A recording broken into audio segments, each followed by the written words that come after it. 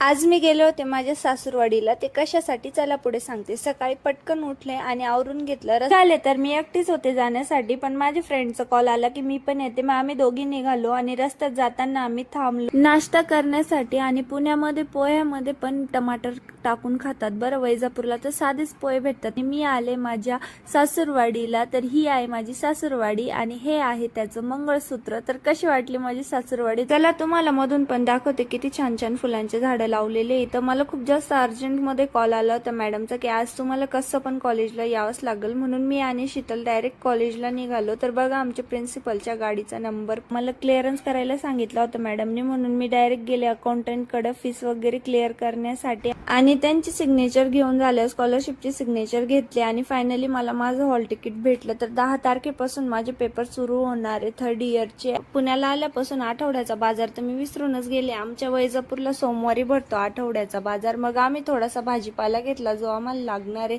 आणि परत घरी आलो.